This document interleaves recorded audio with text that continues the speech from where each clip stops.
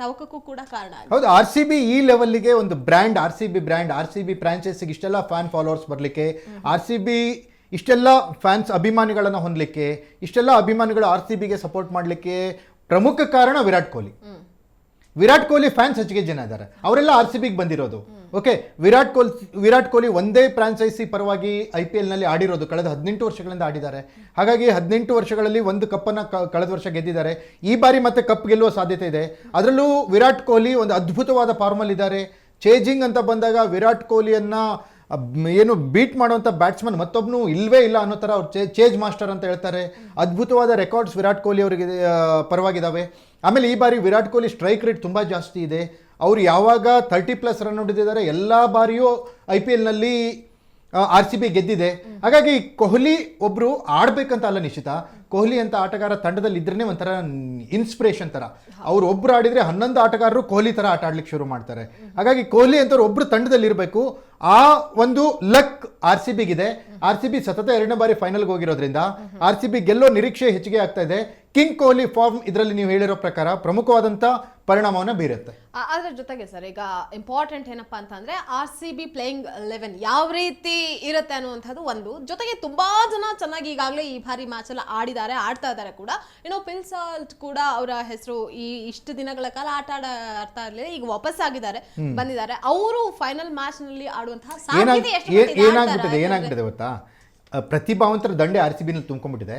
ಆದ್ರೆ 11 ಜನರಿಗೆ ಮಾತ್ರ ಅವಕಾಶ ಕೊಡಬೇಕು. ಹೆಚ್ಚು ಕಮ್ಮಿ 15-16 ಜನ ಇದ್ದಾರೆ ಈಗ ಟೀಮಲ್ಲಿ ಆಡುವಂತವ್ರು. 11 ಜನರಿಗೆ ಮಾತ್ರ ಅವಕಾಶ ಕೊಡಬೇಕು. ಯಾರನ್ನ ಆಡಿಸ್ತೀರಾ, ಯಾರನ್ನ ಬಿಡ್ತೀರಾ? ಓಕೆ, ವೆಂಕಟೇಶ್ ಅಯ್ಯರ್ ಸ್ಫೋಟಿಕ ಬ್ಯಾಟರ್ ಅವರು, ಅವ್ರ ಮೊದಲು ಅವಕಾಶನೇ ಸಿಕ್ಕಿರ್ಲಿಲ್ಲ.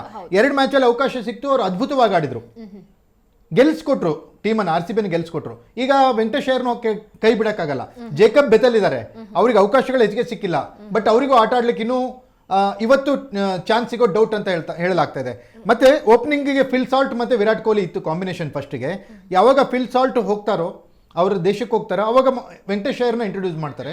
ವೆಂಕಟೇಶ್ ಅಯ್ಯರ್ ಕೊಹ್ಲಿ ಅದ್ಭುತವಾಗಿ ಆಡ್ತಾ ಇದ್ರು. ಈಗ ಮತ್ತೆ ಫಿಲ್ ಸಾಲ್ಟ್ ಬಂದಿದ್ದಾರೆ.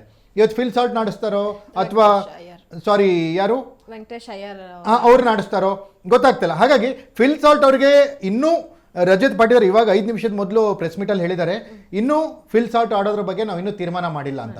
ಅದು ಫೈನಲಿ ಹೆಂಗಿರುತ್ತೆ ಅಂದರೆ, ಈ ಯಾವುದು ಟಾಸ್ ಟೈಮಲ್ಲಿ ಅದನ್ನ ಡಿಸೈಡ್ ಮಾಡ್ತಾರೆ.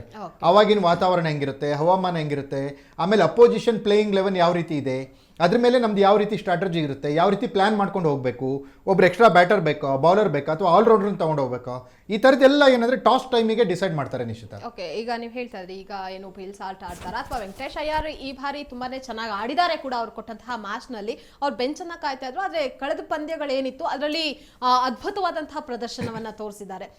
RCBನ ಗೆಲ್ಸ್ ಕೂಡ ಕೊಟ್ಟಿದ್ದಾರೆ ಕೆಲವೊಂದಿಷ್ಟು ಮ್ಯಾಚ್ಗಳಲ್ಲಿ. ಇವತ್ತು ವೆಂಕಟೇಶ್ ಅಯ್ಯರ್ ಆಡುವಂತಹ ಸಾಧ್ಯತೆ, ಈಗ ನೀವು ಹೇಳ್ದಂಗೆ ಫಿಲ್ ಸಾಲ್ಟ್ ಆಡ್ತಾರ ಅಥವಾ ವೆಂಕಟೇಶ್ ಅಯ್ಯರ್ ಅವರ ಆಡ್ತಾರ, ಎಷ್ಟು ಇರಬಹುದು ಅಂತ ಹೇಳಿ ಏನಾಗ್ಬಿಟ್ಟಿದೆ ಅಂದ್ರೆ ನಿಶ್ಚಿತ, ಈ ಬೆಂಗಳೂರು ಟೀಮಲ್ಲಿ ಈಗ ಏನಾಗ್ಬಿಟ್ಟಿದೆ ನೋಡಿ, ಫಿಲ್ ಸಾಲ್ಟ್, ವೆಂಕಟೇಶ್ ಅಯ್ಯರ್, ವಿರಾಟ್ ಕೊಹ್ಲಿ, ರಜತ್ ಪಾಟೀದಾರ್, ದೇವದತ್ ಪಡಿಕ್ಕಲ್, ಅದಾದ್ಮೇಲೆ Tim David, Jitesh Sharma, Jacob Bethell, Krunal Pandya, ಯಾರನ್ನಂತ ಆಡಿಸ್ತಾರೆ ಇವರು?